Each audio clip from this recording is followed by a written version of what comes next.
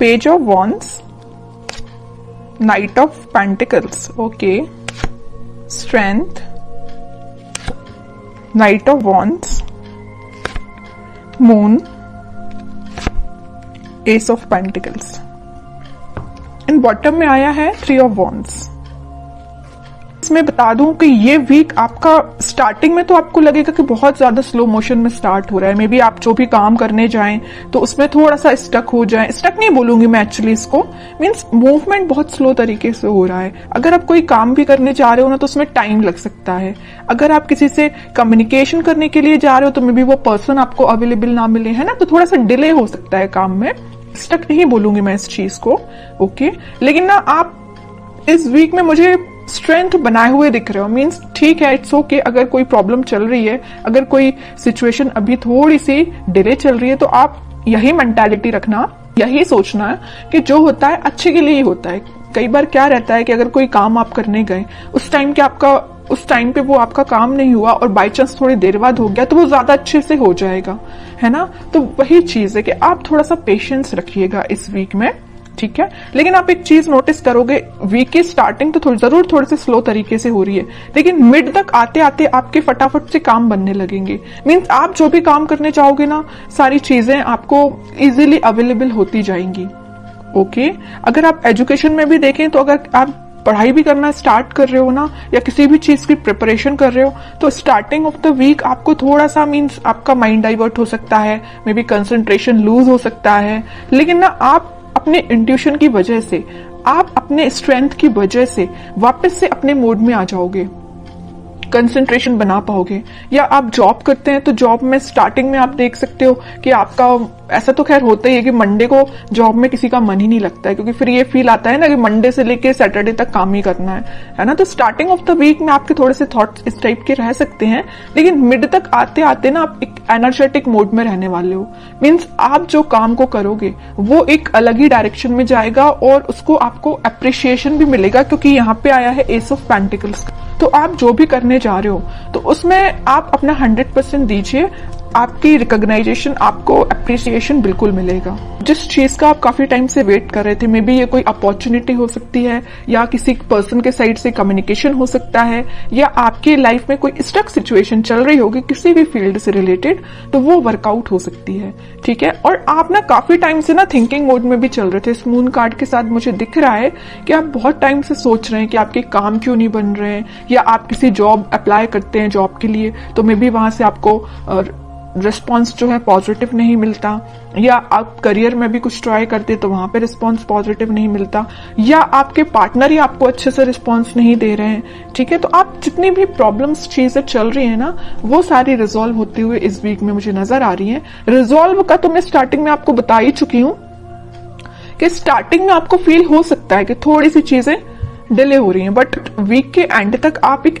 S of pentacles के mode में होगे। न्यू बिगिनिंग आप देख सकते हो, और जो भी आप करने चाह रहे हो ना, तो आप एक बहुत ज्यादा ग्रोथ, प्रोस्पेरिटी देख सकते हो। क्योंकि देखिए, garden to the gate type का ये कार्ड है, तो मीन्स आप एक गार्डन में एंट्री लेने वाले हो। अभी तक आप माउंटेन्स में या ऐसी जगह पे थे जहां पे आपको अपॉर्चुनिटीज नहीं मिल रही थी, आप बहुत ज्यादा ढूंढ रहे थे। वही मैंने बोला ना अभी मिड ऑफ द रीडिंग में कि आप अपॉर्चुनिटी सीख कर रहे थे, या किसी चीज का, रिसोर्सेज का वेट कर रहे थे, है ना। तो आप इस गेट के उस साइड खड़े होकर वेट कर रहे थे, लेकिन इस वीक में आप इस गेट में एंट्री मार सकते हो। मीन्स आपके साथ सारी, बोलना चाहिए, अपॉर्चुनिटीज भी आपके सामने होगी। जिस टाइप की आपको ग्रोथ चाहिए अपनी लाइफ में, उस टाइप की आप ग्रोथ भी देख पाओगे, है ना। और मैं अगर लव लाइफ की यहाँ बात करूं तो लव लाइफ में कोई पर्सन आपके साथ कम्युनिकेशन करने का तो सोच रहा है, उसने अपने माइंड में ये थॉट्स लेके तो आया है कि भाई आपसे कम्युनिकेट करना है, आपके पास ऑफर लेके जाना है। ऑफर, मेजर ऑफर की बात नहीं करूंगी मैं यहाँ पे, क्योंकि पेज एंड नाइट का कार्ड आया है, ओके। तो कोई मेजर कार्ड्स नहीं है ये, लेकिन वो ना आपको ऑफर देने का सोच रहे हैं। यहाँ पे वॉन पे उनका फोकस है, तो यहाँ पेंटिकल पे फोकस है। मीन्स फोकस सिर्फ एक ही चीज पे है, मीन्स आप पे है, ठीक है। और शायद उन्होंने आपके साथ कुछ मिसबिहेव किया है, या कुछ ऐसी चीजें हुई है ना आप दोनों के बीच में कि ये वापस से आने के लिए ना इनको थोड़ी सी हिम्मत बनानी पड़ रही है, ऐसा मैं बोल सकती हूँ। क्योंकि यहाँ पे स्ट्रेंथ का कार्ड आया है है ना। तो स्लो तरीके से मूवमेंट हो रहा है, थोड़ा सा स्ट्रेंथ जब इनमें आ जाएगी ना तो ये फास्ट तरीके से मूव करके आपके पास कम्युनिकेशन लेके आएंगे। फिलहाल इनके थॉट्स में थोड़े सा मुझे ब्लर नजर आ रहे हैं, क्योंकि यहाँ पे मून का कार्ड है। थॉट्स में अभी क्लैरिटी नहीं आई है इनकी, और जैसे ही क्लैरिटी आएगी ये कम्युनिकेशन लेके आएंगे और कोई न्यू बिगनिंग से रिलेटेड आपसे बात कर सकते हैं, ठीक है।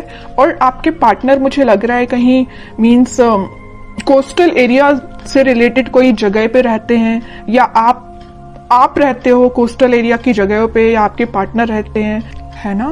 तो पॉजिटिव ही एनर्जी है ये वीक। मुझे आपका ना कोई भी नेगेटिविटी मुझे दिखाई नहीं दे रही है तो ये वीक मुझे आपका ग्रोथ और प्रॉस्पेरिटी से भरा हुआ लग रहा है। कोई भी मुझे नेगेटिव सिचुएशन नजर नहीं आ रही है, ओके।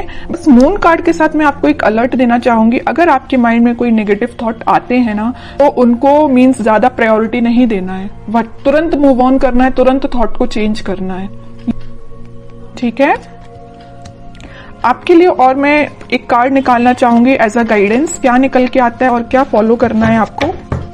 तो मैं अगर लव लाइफ की यहाँ पे सम अप करके बताऊं आपको, पहले मैं कार्ड निकालती हूँ फिर बताती हूँ। देखिए मैं कह ही रही हूँ, आप ना अपने पार्टनर का में भी काफी टाइम से वेट कर रहे हैं, कम्युनिकेशन का वेट कर रहे हैं, यहाँ भी वेटिंग पीरियड, यहाँ भी वेटिंग पीरियड, और मेरे पार्टनर ना काफी दूर से ट्रेवल करके आपके पास आ भी सकते हैं।